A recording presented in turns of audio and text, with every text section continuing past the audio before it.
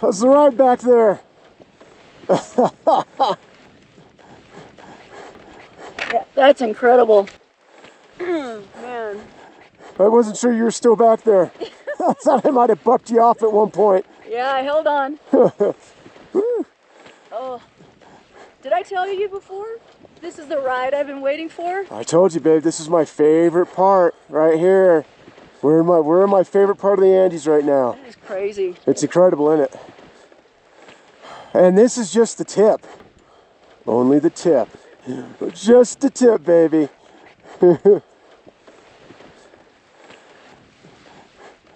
Ready?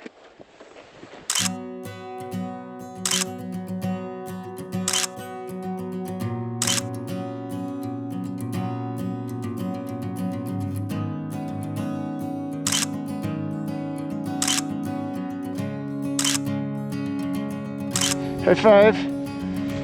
Woo. Yes, sir. Last we left you, we were probing the tip of Huascarán National Park, the southern tip to be exact, via the road less traveled to the popular Pastoruri Glacier.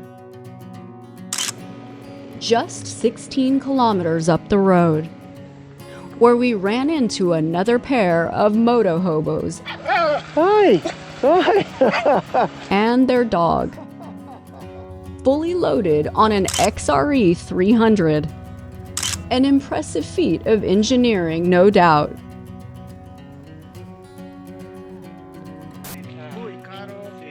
Breaking out the map to confirm exactly where we were. The parking area for the glacier hike.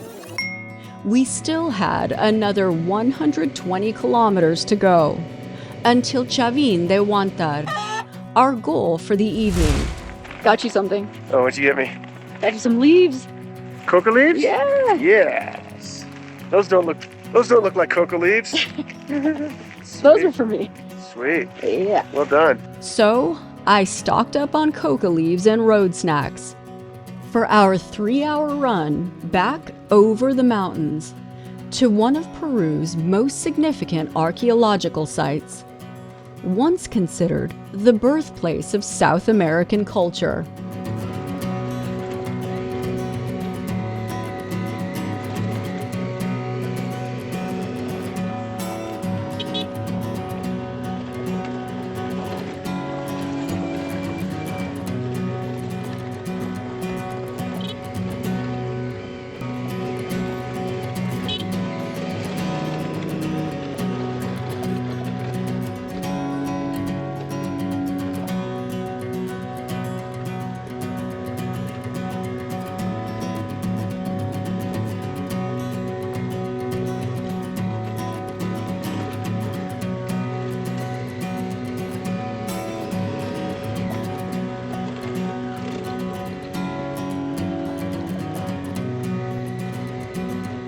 descending the western slope of the Andes through Huascarán's Pumapampa Valley, stopping on occasion to take in the views. We made our way back to Highway 3N, where we made a brief pit stop in Katak to fuel up and chase squirrels. I didn't really need gas, but I was going to be damned if I was going to get stuck in Chavín and Huantar again with an empty tank. Huh? Dinosaurs. I don't... Motorcycles. Dinosaurs are a big thing. Before jumping on Highway 110 and starting the ascent back into the Cordillera Blanca.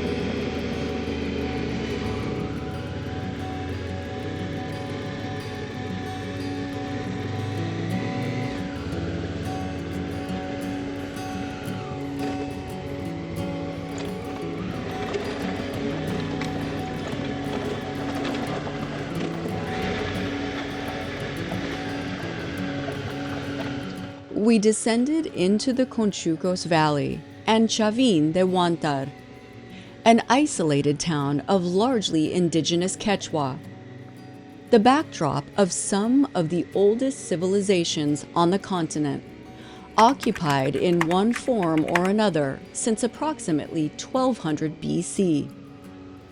Chad's first visit to Chavín during a particularly wet rainy season in 2019 was cut short by a biblical downpour and series of landslides that knocked out power to the entire valley. The city's namesake archaeological site, as well as its only gas station, were closed as a result. First thing the next morning, after a walking tour of the city, we took care of a bit of banking, which is always a hit or miss proposition. Gracias. And set off for the ruins, which, unsurprisingly, required a detour due to road construction.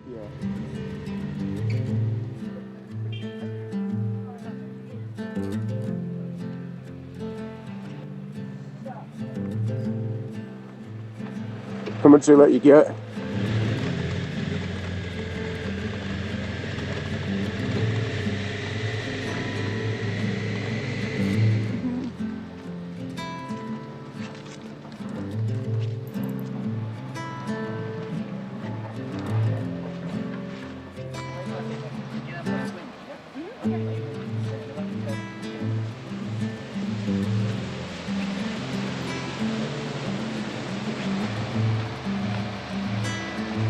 Good deal. Yeah.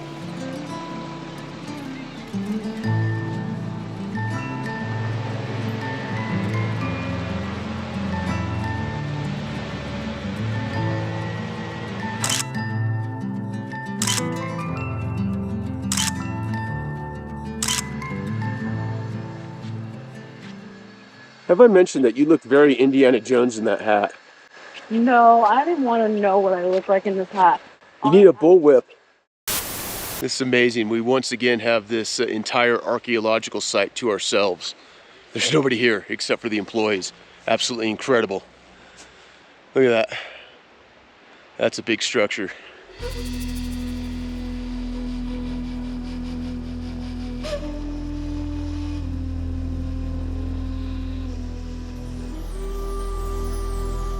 Believed to be the heart of the pre-Incan Chavín culture, as well as the nexus of Andean and Amazonian civilizations.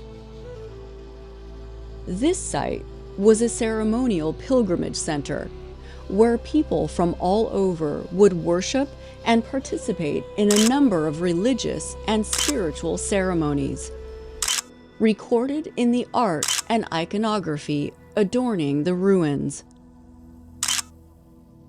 such as the black and white staircase, believed to symbolize the duality of man.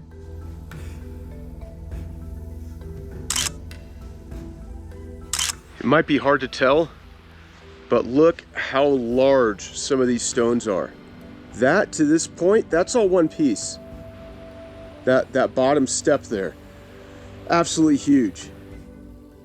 We had free reign over the site, save for a dozen or so local school children, likely descendants from those who have called Chavín home for over 3 millennia, and unmistakably influenced by Western culture.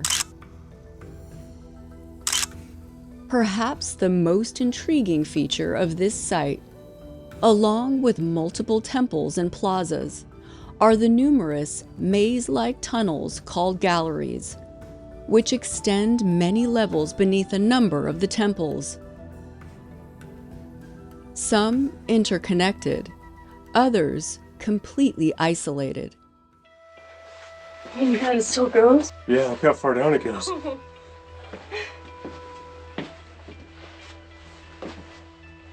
Some of these galleries are found to have unique acoustic properties, echoing not only the ceremonies taking place in the overlying temples, but the sound of water from a series of underground aqueducts constructed beneath the city.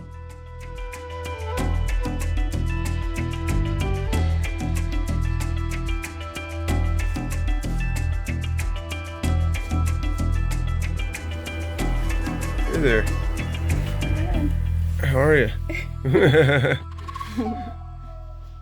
These tunnels were believed to be used in rituals, likely involving psychedelics such as ayahuasca, during which participants would plunge into total darkness, fully engulfed in the sounds of ceremony, on an eternal journey through the spirit world. Jeez. All right, you first.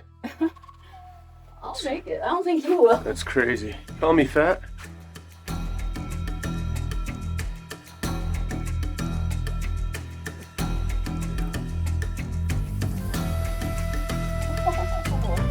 All these windows go through, all these connections. Jeez.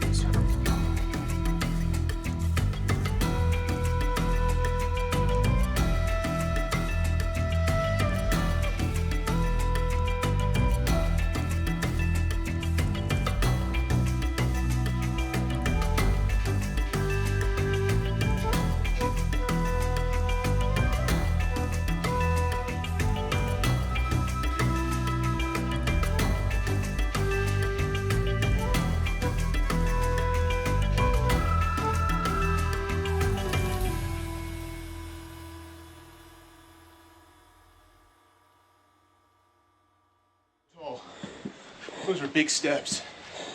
Holy crap. That's cool down there. I didn't know I was gonna have to do stairs. A little winded. Yeah, a little winded. It's the altitude. Yeah.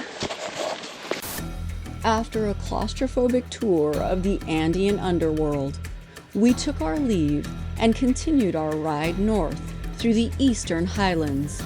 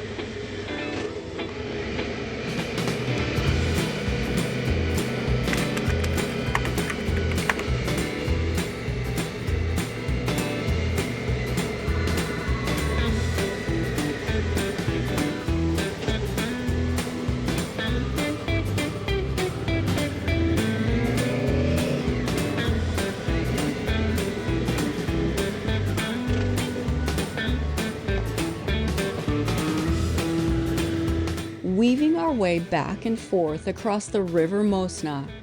The rough plan over the next couple of days would take us through the villages dotting the eastern flanks of the park, including this confusing mess, through San Luis, the beautiful mountain town of Chakas, and the highlands of the Cordillera Blanca. From there, back down to Highway 3N, before turning around and doing it all over again, until we drop dead from exhaustion or run out of daylight, whichever happens first.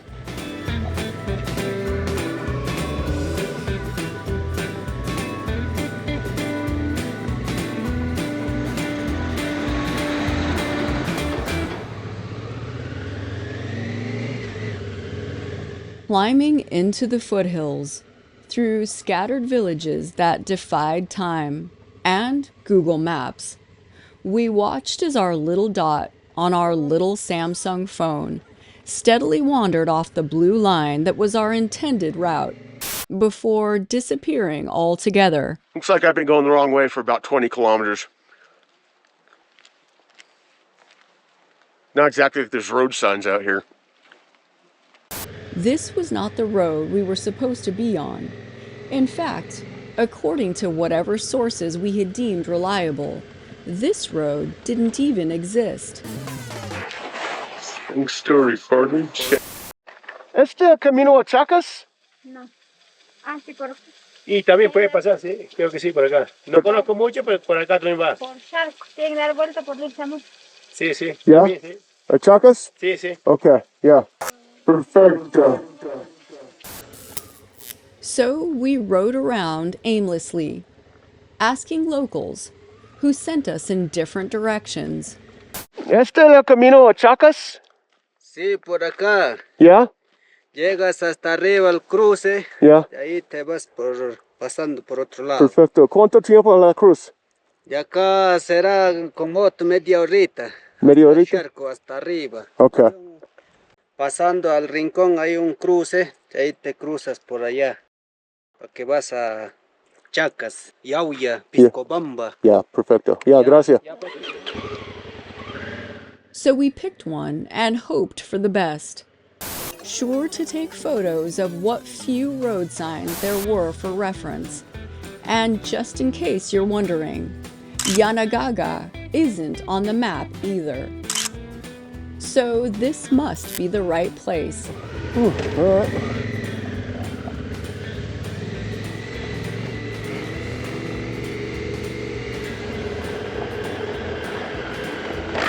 He's got f***ing animals up there. And when all else fails, just follow the van with the bighorn sheep strapped to the roof rack.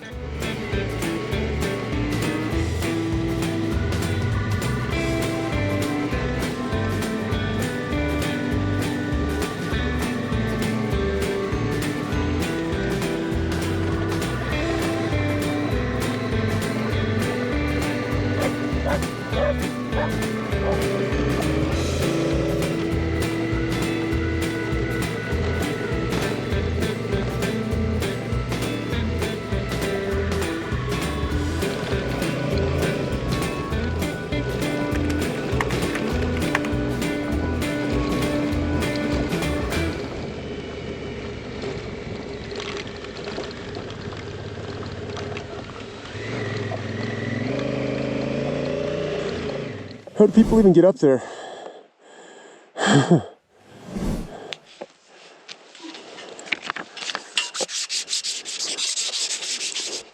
we go.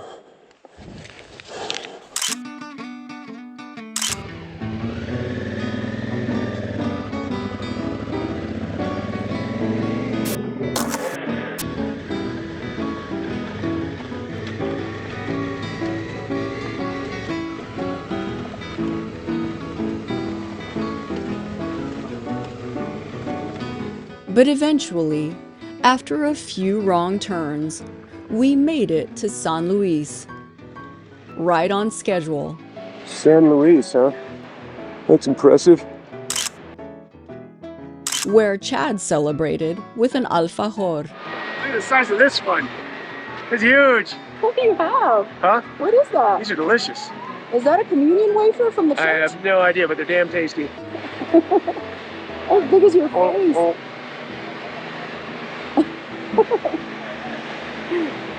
You sure that's all you were doing was getting a cake? Not as good as the last ones we have. No, I think these ones were sitting around for a little while. it's bigger. It is bigger. No, I'm good. I can't eat this by myself. Yeah, you can.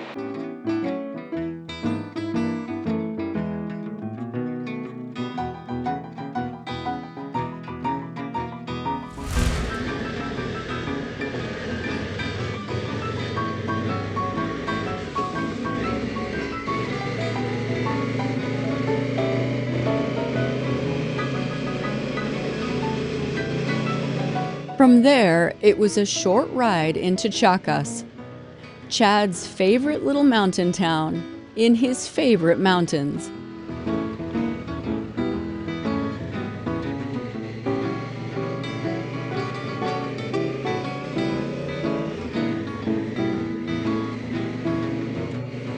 Oh, you just got chipped.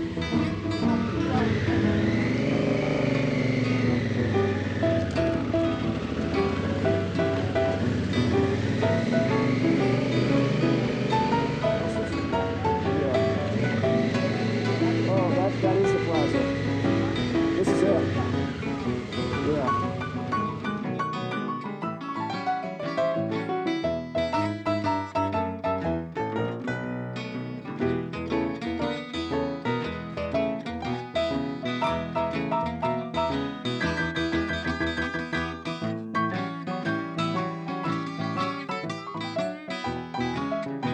San Martin de Chakas was founded in the 1570s on a volcanic plateau sitting at 3,400 meters, 11,000 feet above sea level, at the eastern edge of what is now Huascarán National Park.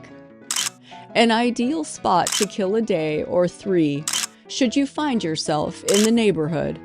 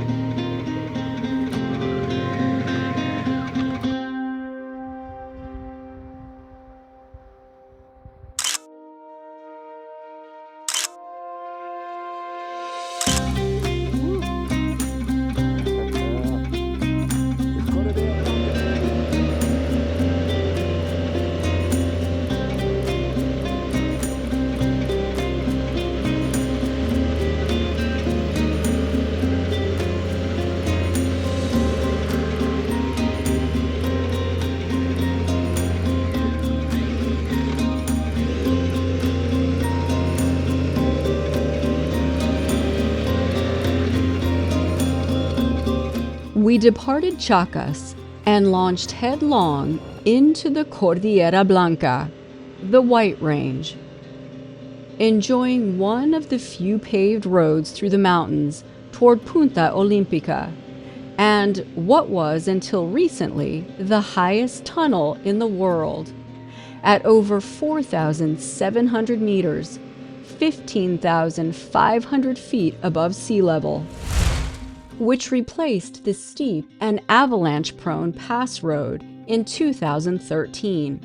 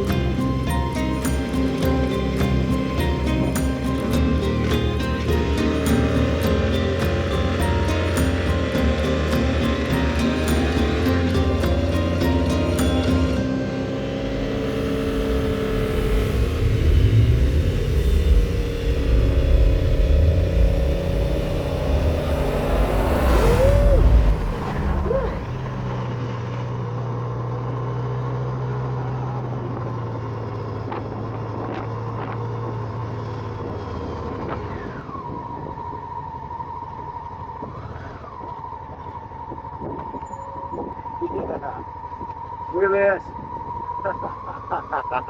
How bad is this?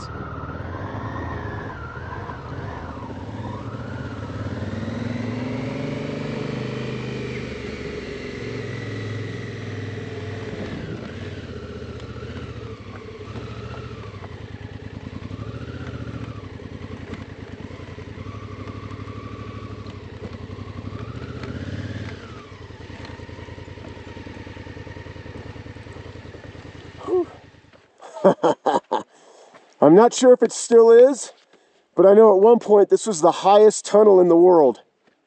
I think it still might be, I'm not 100% sure. It held the title as the world's highest until 2019, and now ranks somewhere between number 2 and number 5, depending on who you ask. The other title contenders all hail from China, many of which are still under construction. Chad attempted to cross the Old Pass Road in 2019, but got turned away by the remnants of an avalanche, just shy of the 16,000-foot summit. See if I have any better luck than I did last time. Only to clip a rock, nearly flying off the road upon his retreat. And look what I happen to have in that pocket. Perfect time for some coca leaves. And since I'm far from the voice of reason, Let's go. I was more than willing to ride shotgun, or pillion, for his second attempt at the summit. After all, what's the worst that could happen?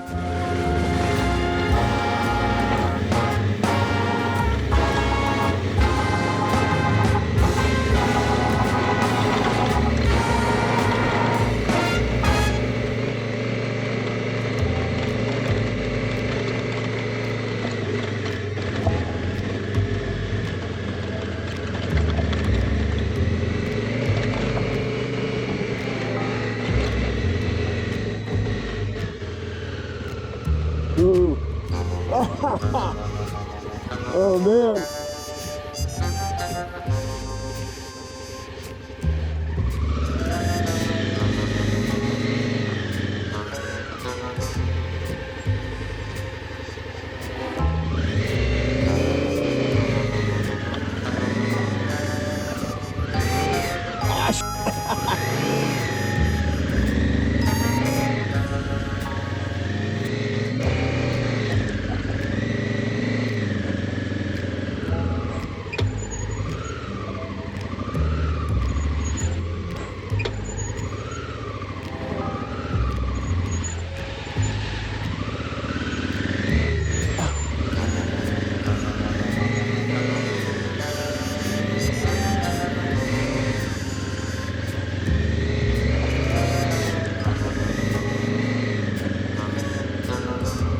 Oh man.